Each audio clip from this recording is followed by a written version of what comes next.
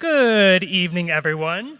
My name is J.R. Lindsay, and I am here with the LA Opera Connects team. And on behalf of all of us, I am delighted to welcome you all to the Dorothy Chandler Pavilion, your opera house. Tonight, you are in a very special treat as we have a live panel discussion with three brilliant creative minds that are all part of this production you're about to see tonight. On our panelists, we will have Maestro James Conlon, LA Opera's Richard Seaver Music Director and Conductor of Madame Butterfly, Brenna Corner, the Associate Director of Madame Butterfly, and Pablo Santiago, the Revival Lighting Designer of Madame Butterfly. Tonight's conversation will be moderated by none other than the two-time Emmy Award winner, Grammy nominee, and the 2024 Latino Legend of LA Opera, Suzanna Guzmán. Now, please join me one more time with a round of applause as we welcome our panel and our host. Well, welcome. Thank you so much. And do we have anyone from Loxa here? Ah, Mama Trip, that's fantastic. And where is this group from over here? Oh, you're all Notre Dame. Excellent. Oh, that's so good. ¿Y hay alguien aquí de habla español? Ah, muy bien. Bienvenidos a todos. Gracias a sus parientes y su familia for bringing you here to the opera. Hey, how many of you guys have ever seen an opera before? Raise your hand. Oh, they're newbies, Maestro. How many newbies? How many have never been? Oh, That's so exciting. That's fabulous. Oh, you guys. I'm going to introduce our panel a little bit more, with more meat to it. But you guys, do you know what opera really is? It's like Spotify, but way longer. No, it's telling a story. That's what opera does, and it's the most incredible art form because A, it's live. You'll never have this kind of experience. It's acoustic. So the singers do not, and the orchestra do not wear microphones, and that means that you are engaged in listening in a different way because you're not listening passively, having it flow over you. Your emotion is reflected in the emotions that the characters are singing on stage. And we're going to ask all these people, because it takes all of these people to lead a ton of people to make this story come true. Actors, singers, dancers, choreographers, fight coordinators, the director, the maestro, the lights, the sets. There is so much. So let's just start with Pablo. And Pablo, can you tell us exactly what your title is and what you're doing tonight with the show? Well, Pablo. Not like, for dinner. I'm lighting designer, and well, at this point, we're hopefully very close with everything. And so, what I'm doing tonight is we're watching the show like everybody else, and making any corrections, last-minute corrections that need to happen. Based on Maestro's tempi or changes in blocking. And so when you're the lighting, the revivalist, what does that actually mean? It means that this piece has been done before, and there is somebody else who did the original lighting design, and I'm just the last person to be doing it. The really interesting thing about this is that opera has been around for a long time, and this particular one was in the early part of the 20th century when it was written by Puccini. But every single time there's a new singer, a new director, a new choreographer. You guys, she's also a fight choreographer. Yes, I am trained in how to use swords. I'm very good at that part. That is so awesome. What part of the world are you from? So I grew up in Canada. So if I have weird ooze in my certain words, I apologize. But yeah, so I grew up in Canada and have actually just moved back there, but I've been living in the United States for a little bit. And what is your function in the show tonight? So my position is I'm the associate stage director, which means that sort of just like Pablo, the piece has been done before and was created by a different director named Mario Gas, who's actually Spanish.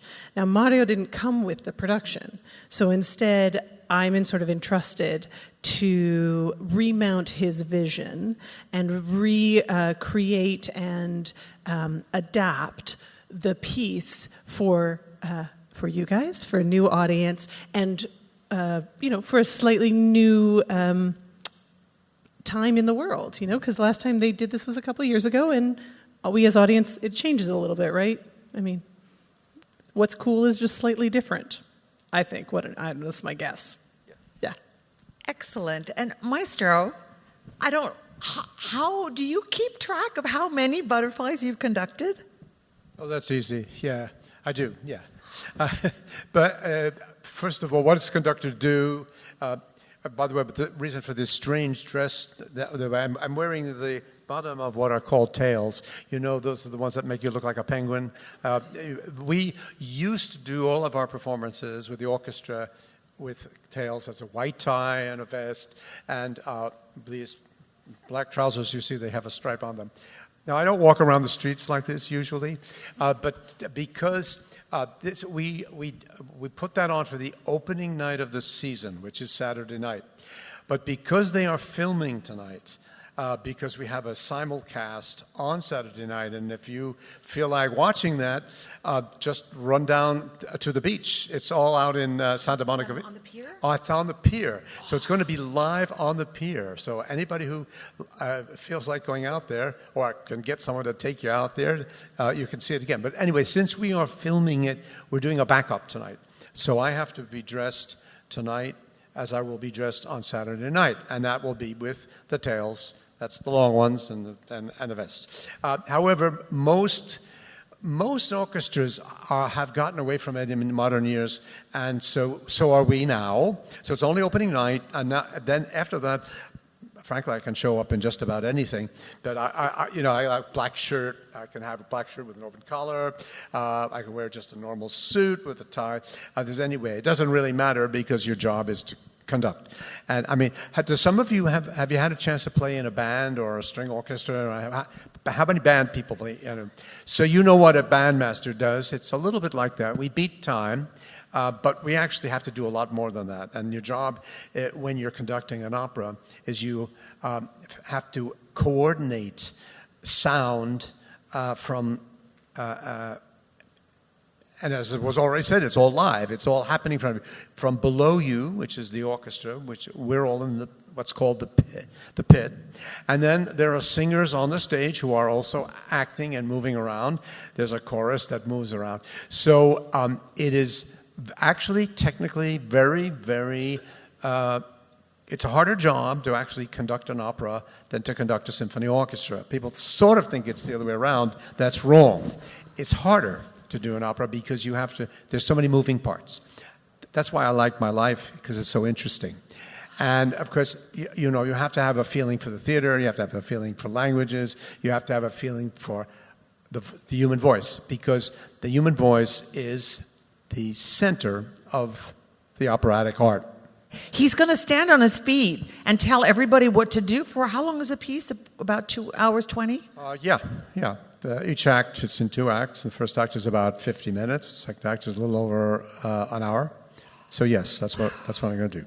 And he's also, so I'm going over his job requirements. He says you have to be able to understand the languages. No. Maestro has to speak with singers from countries around the world. So your Italian has to be pretty darn great. Your French has to be awesome. Your German, sehr gut, yeah?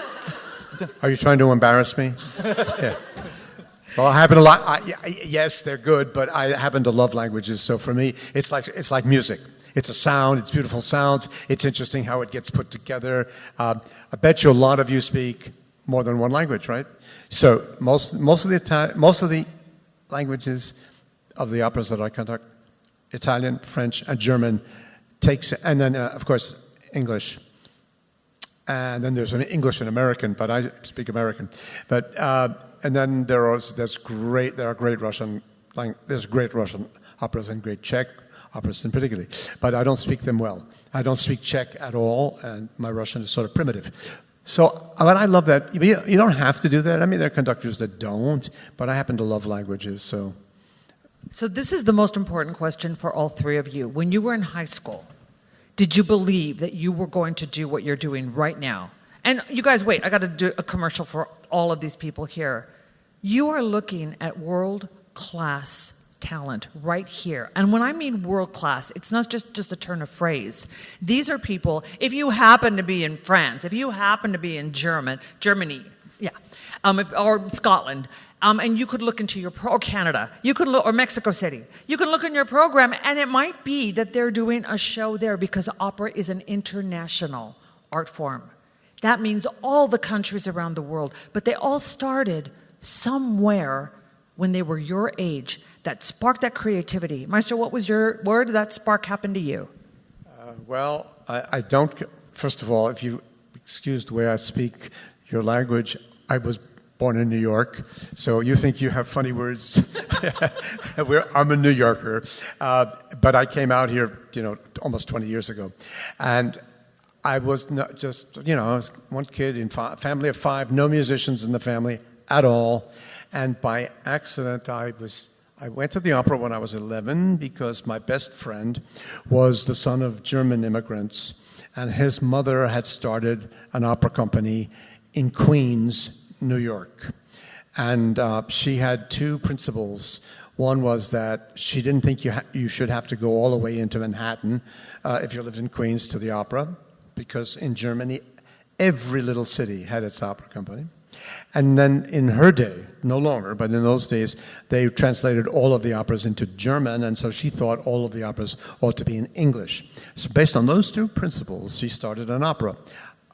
Her son, who is still my friend, whose name is Walter, came to me one day in school, and he said, my mother's done something really dumb.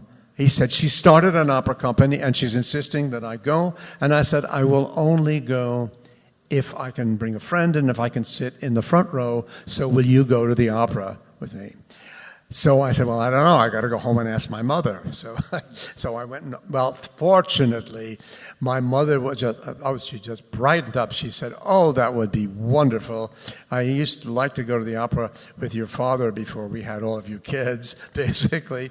And we'll go, we'll get tickets and sit in the balcony, and you go and sit in the front row with Walter. And I was 11. And that night, I guess, could say, changed my life. Within 4 months, I had seen 4 operas, because there was an opera every month, and I became obsessed with classical music. It started with the opera, but it quickly moved on to everything else. And that's an accident. I was very fortunate, because growing up in New York City, there was opportunity. When did I decide I wanted to be a conductor? By the time I was 13. And so, did I know I could do it? No. Did I have doubts? Yes. But I wanted to do it more than anything else. And so I just set about doing whatever you could do at that age, which was mainly practicing the piano, but I also studied voice in high school.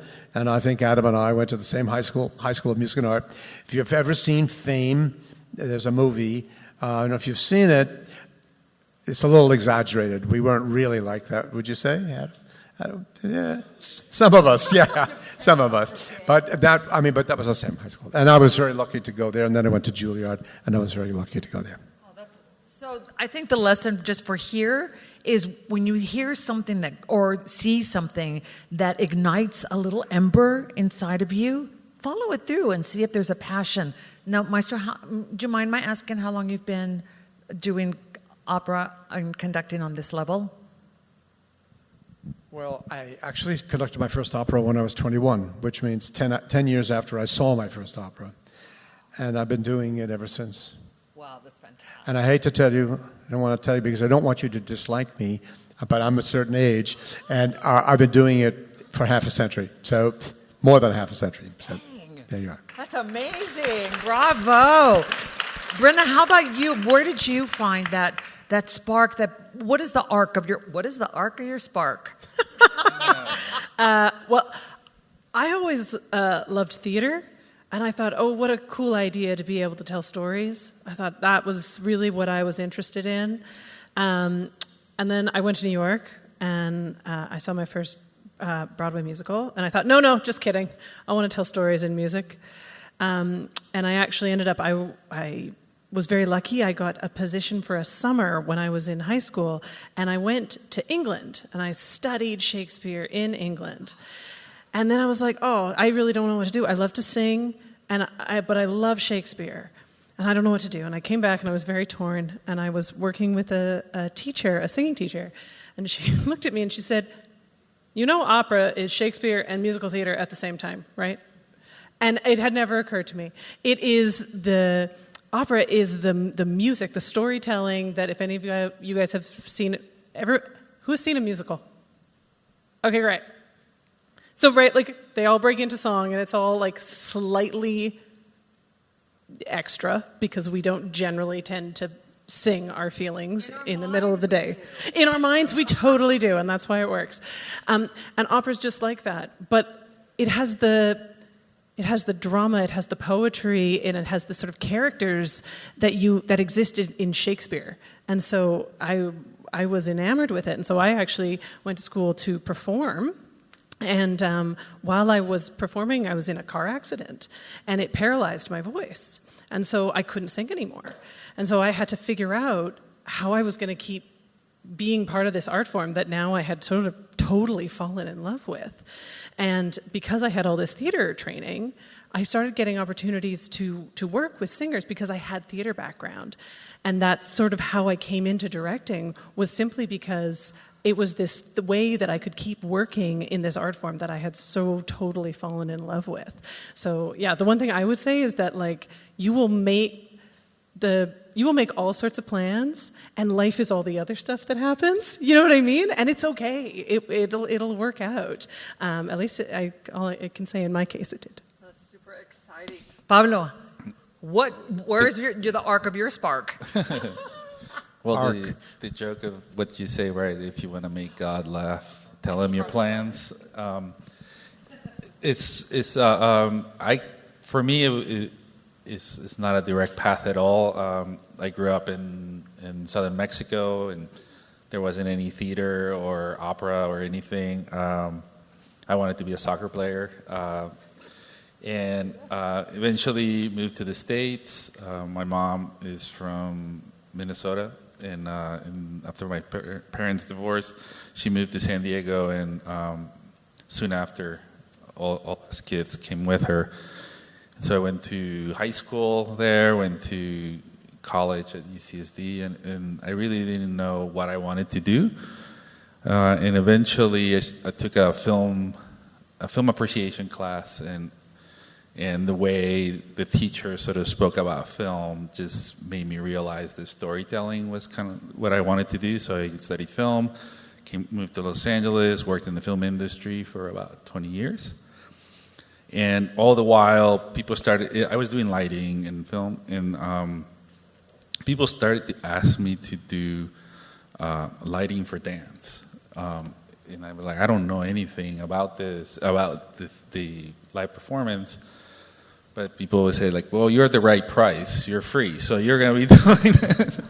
So little by little, I started to sort of learn more about it, but also fall in love with live performance. And it just sort of grew from there. People started to ask me to do musicals and theater. And eventually, live performance really resonated with me much more than working in film. And so I decided to go back to school and went to UCLA, got a MFA. And there I met a director by the name of James Thera. And he was a student too, and he was a theater director who wanted to direct opera. And he started directing opera, and he asked me to do shows, and it seemed like an accident. But as soon as I started doing it, then I fell in love with the form, with the way music functions, with the way lighting can sort of function in a musical way, and how can lighting sort of support the emotional moment. And make it grow. I love that. I'm going to come back and ask each one of you this specific question, but I resonated so much with what you all said. I want to tell you guys what I wanted to do. I wanted to win an Academy Award. I used to practice in my backyard with, you know how the soap bottles on like dishwashing liquid, you can open them up. I would pretend that was my microphone. It's so silly, but I became enamored with Franco Zeffirelli's Romeo and Juliet. And it was the language. It was so, I still do when someone tries to cut me off on the freeway, "Blessed be thy tongue for such a wish." But it's got this passion. And when I realized that opera has the same passion in tandem with words telling the story, tonight, the question that I'm going to ask each one of you, and then if you have any questions, because I know we're going to be wrapping up, because Maestro, you all have a big evening ahead of you, the question is, what should they look out for? And I'm going to tell you the one thing that I adore the most in Butterfly because of the words and the music. There's a very famous song that she sings in Act 2, and it's a joyous duet. And in Italian, she says, "Diedi pianto alla sola, e sai sui fior mi dà." We do our operas in the language they were written in because the music is perfect. In English, what I just said was, I cry into the dirt, and you know what? Give me back flowers. But when you sing it, when she sings, "Diedi pianto la sola, e sai sui fior mi dà." So when you guys listen to her sing that today, just think, look at the titles, but listen to how the music and the words will transport you. What should they look forward in lighting? What's one of your favorite effects that they're going to go, "Oh, that's what he told us about"? Maybe there's hold on until the end. There's a big surprise, a big reveal that you don't imagine is on stage. Oh, that's good. Okay. That's a good one. So this production is Madama Butterfly, but it's like set within a frame story of the 1930s and making a movie. So there's all these other sort of things that are happening around the opera to make the movie of Madama Butterfly, which you will also see in black and white above the stage. So there's a couple of moments, like, for instance, there's a moment where a car is going to come on stage. So if you notice it, it's kind of fun because it's actually like cut in half. It is not a full car. It's like it's a bit like a Rolls Royce that somebody just like chopped in half. So that's kind of cool if you can see it. Excellent. Maestro? I want to jump on something that you said about the language and about the story. This opera was first performed in 1904. And by the way, it was not a success. In fact, it was a disaster. Pretty hard to believe that. But Puccini, the composer, then took it, rewrote some of it, changed it again. And the next time he did it, it was a success. And since that time, it has never left the world stage, ever. It's one of the world's most popular and performed operas. We do sing all operas here in their original language, but we also have surtitles, which means you get a instantaneous translation which you can read. And I love hearing Suzanna saying those words in English, in Shakespearean, and in Italian. There's always a question about, well, what's your favorite? I don't have a favorite moment. I mean, when I go in there, I start, and it's as if I see the whole going ahead of me, and so I am building the music, the intensity of the music, the speed of the music is partially coordinating with the capabilities of the singers on the stage, which is fascinating because everybody's voice is different. And so I always have to take that into account and play with it and mold things around it. But I also have a strong concept of what I think the composer intended. Now, none of us really know. We all say, yes, we're going to do what the composer intended, but we don't know. But we do have music that's written down, and if you follow it faithfully, it will somehow come out. And so that's what I am doing while I'm up there. And this particular opera is actually based on a story, a true story that happened. And it was turned into a play at first. And Puccini, and this I think is interesting, Puccini saw the play by a man whose name was David Belasco, who was American. He saw the play in London. And he didn't speak one word of English. But he sat there rapt, and he wept at the story. Because he was moved anyway, without understanding the words, he got it. And he also got it that this was a subject that he could identify with and throw his whole heart and soul into, and he wrote this opera. So you actually don't have to understand the words. It's better if you do, and you'll get more and more out of it if you want to come into our world. These doors are open to you, and what we're all saying tonight is just walk through. We are not an elite art. You hear a lot of discussion of that opera is for the elite. That is nonsense. There's nothing elite about me. I can't speak for you two guys, but there's nothing elite about me. It's not elite arts for everybody, and everybody can love this music. And if you like it tonight, come back again, because the magic of classical music is it actually gets better on every repeated hearing.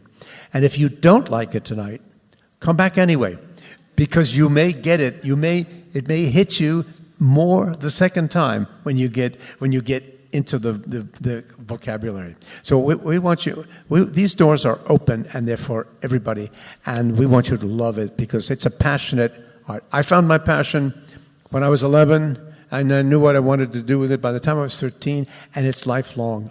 I'm as excited today as I was when I would just go to a concert or an opera when I was 13. So if you find your passion, keep it and follow it, and don't let anybody talk you out of it. I can tell you a lot of people tried to talk me out of being a classical musician and being out of a conductor, including teachers in schools. So if you know it's for you, stick with it and go with it. It also, this is one of those operas that is like, you listen to the first song, you're like, oh, this is amazing, it's going to be my favorite. And then the next bit happens, and then, now this is my favorite. And then the next one is a piece that is, well, it's a masterpiece, and the music is just gorgeous. And our house is gorgeous, and you'll be able to see everything, read the super titles, hear all the music, hear the wonderful singers. We're going to let our panel go in just a quick second, but I have time for maybe one or two questions for the people who are up here. Do you have anything that you're shy to ask? Make the person next to you ask it. Yes.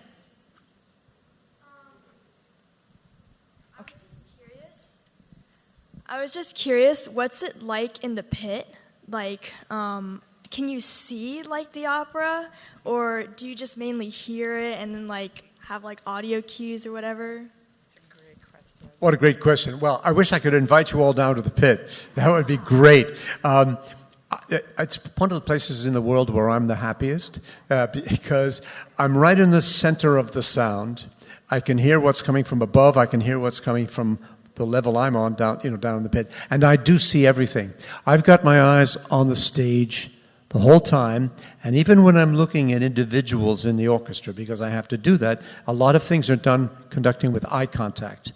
Now, if you're far away on the stage, you may not see my eyes, but I've got good contact lenses, and I can see everybody on the stage, and I watch what they're doing. I can see them breathe. I can see them inhale. I mean, I know when they're going to take a breath. And I try to breathe with them so that, that way I coordinate with them. So it's great down in the pit. I wish I could invite you all down there. Well, you just brought up a really great point also. Down in the pit, there is a whole host of musicians, right? How many do you have in this orchestra? Well, it varies on the piece, but, 75, 80, sometimes 100. I mean, yeah. 75 to 100 instruments that reflect someone's job. There are so many different jobs in opera. It's so wonderful. Like we were just talking about fight coordination. That's only one of your many jobs, right? What else do you do as part of the opera world? I mean, there's choreography. There's also intimacy coordination. So when you do sort of, love scenes, we will have an intimacy coordinator who will work with the performers. Okay, wait. I need some more information. What? So, we all know the story of Romeo and Juliet, right? Okay, great. So, there's a scene and they're gonna have to kiss, right? But it's not just a kiss, it's an entire love scene. And so there's actually a role in opera and in theater for someone called an intimacy coordinator. And they will work with the performers and stage just like you would choreograph a ballet. So this is how long we're going to hold hands, and then you're going to take your hand and you're going to run your hand up to her elbow. That's going to be on a 2 count. So you have 2 counts to go from here to here.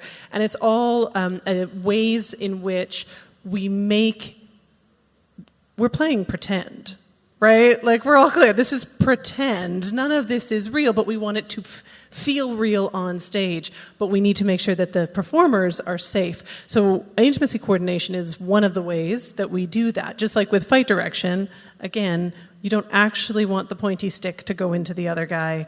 You just want to make it look like the sword pointy stick is going into the other guy. And in order to do that, we have to make sure that we have a set plan. And so intimacy work is sort of the same thing. That is so fascinating. So, right? Really interesting. Oh, thanks. Because I know that actors often have a trepidation on how to do it, but if you choreograph it the way that you do a dance, then they're not really doing it personally. They're doing their job. Yeah, then it's sort of the same as, like, again, if any of you are dancers, right? You get a move, like I'm going to lift my arm. You can lift your arm in whatever emotional quality you feel safe to bring to the stage that day, and some days it changes. But the physical gesture is still the same. And then the other jobs that you have, what is the difference between directing the entire production and being an associate conductor? So I'm going to hold my own thought in the middle of the sentence. So, for example, we have a stage right, sometimes offstage conductor who is conducting an offstage chorus. That's another job for a conductor. Yes, because sometimes the chorus can't see the conductor in the pit. Mm-hmm. And there is a chorus master. There's a full-timer. His name is Jeremy Frank. He's here all year long, just as I am, and he prepares the chorus for every production. And for instance, the chorus starts this opera, the first time they sing, they're going to be off stage. And so he's there conducting them. You're not supposed to see him. But this production is very interesting because, as explained, it's a production about a movie being made of Madame Butterfly. So we actually see the nuts and bolts. We see I'm not going to tell you too much, but you're going to imagine yourself on a set of something being filmed. So, but yes, there's a chorus conductor, there's a music staff. They all have different functions. There's a lot of wonderful professions. Working in the costume shop, working on the scenery. We have the technicians on stage who know how to build a set, take it apart, move it. We have stage management. Or scenic painters. If anybody here's like a painter, the art of figuring out, you're going to see some drops at the back. There's this beautiful moon drop, for example. Somebody painted that. And they took someone's small version of it and had to make it big enough that we can see. You have to paint it in a certain style so that Pablo can light it well. And so there's different techniques. So there's so many different, there's so many different varieties of art. Wigs and opera. makeup. Wigs and makeup. We love that part. And that has to do a lot with the lighting, too. Only pink light, please. Thank you. And Vaseline gels. But not only do you just do the lighting, but you coordinate with a lot of other people on stage to make your lighting effects happen. Who are those people? Well, there's the assistants who keep track of everything we do, because in case something happens, files get lost, or we need to be able to recreate every decision that had already been made, so every decision is recorded. Then there is a light board that is like a computer of light and records every cue, so it can be reproduced exactly the same every night. And there is someone who programs that. So I'm in constant communication with the programmer. Then there is the master electrician and the electricians on stage, and I'm also in communication with them because they set up the lights where we need them. If there's anything wrong with them, or they need to be changed, or there is a change in scenery that we need to react to. In constant communication with stage management, they're gonna call the cues, so they need to know where the cues go, and that's my job to say, like, oh, in this note or in this bar, on this page, this is where the cue goes. So they know that, and who else? There's TV, so many. The TV and the scenic painter, because once you throw a light on the set, then you see how the set is reacting. So it might need that certain things have to change on the set in order for the color to look right. And then So you have to be an artist and a computer nerd at the same time. Kinda, yeah. And then talk to costuming all the time about makeup, because depending on the colors that are used based on the story or the scenery, it might look a certain way in skin tone, and so there might need to be changes in makeup in order to make the skin tone look You right. sort of are like an Instagram filter, right? Like your job is to like select the Instagram filter for the moment, right? I mean, that's a very simplified, but right? Isn't that sort of like, right? Like you have to like pick, you have to take everything and put it together. Right. Where an like Instagram is one button, and in the opera world, there's about 100 people. Right, yeah. Is that I mean, I know how it is when we're performing and we're doing music. That's exciting and it's visceral, and we're telling the story and we're singing high notes. Is it that same sort of like, I'm going to get this like excitement, I'm going to do this is that kind of thing as well, or is it more cerebral? I think like every job, there are things that are exciting and things that are work. But I think the moments when it all comes together, when the emotion is there and the performance and the music and it just clicks, that's exciting. I mean, because you don't know, like no matter how much experience you have, you don't know if the moment's going to work. Like there is no way of knowing that it's going to be perfect. And in the exciting and sad part about it, even when it's perfect, that moment is gone as soon as it happens, and so it can only happen again the next night. Brenna, please tell me now, answer the whole question. What exactly is the job of the associate director? So my job as the associate director is to take the original the original production, the original conceit, the original story, and remount it here, making sort of any directorial changes that we need to make for this audience and for this house, because every space is a little different. And so my job is to work as the director sort of in the room, and also to act as sort of the funnel or channel for the original director's imagination, what he was dreaming when he created the production. That's super exciting. But if I may add, the director is the director, right? So she has to coordinate with everything has to do with lighting, everything has to do with costumes, everything has to do with every actor, every singer, every camera angle, everybody's doing an instruction that comes from her, and then they are in coordination. Maestro is with music, she's with the staging, and then they have to coordinate to make the whole happen. But every single person on stage is doing what Brenna is saying to do. That is so exciting. We have a question I saw. Yes. Hello. I was wondering how long it took you to prepare for this opera. Like, was it months or a year? And then what were the most difficult challenges within that preparation? It's months. And thankfully I've done it before. But often we get contracted a year in advance or sometimes more, and even from that moment you start listening to the music, you start having meetings about how we're going to do it. You have to listen to the opera. I don't know. probably about 100 times. Like you just have to. It has to become like you have to memorize it. You just have to know. Otherwise, there's too many unknowns. Because you have to react very quickly in the moment, and the only way to do that is knowing the music. So yeah, it's a lot. Normally, directors sort of get hired like a year to sort of 2 years before. For me, this was very short. I only had like 3 months to learn the show. So that was a bit of a challenge. And again, because it was a show that, as Pablo has spoken about, already been done, you get this file, and it's like all of these PDFs, and you like look at these PDFs, and you're like, I'm sorry, what does this mean?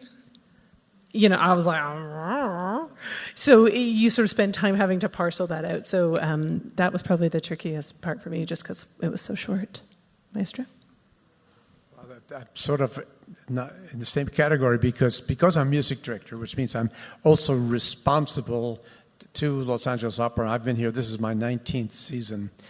I'm in part of the planning.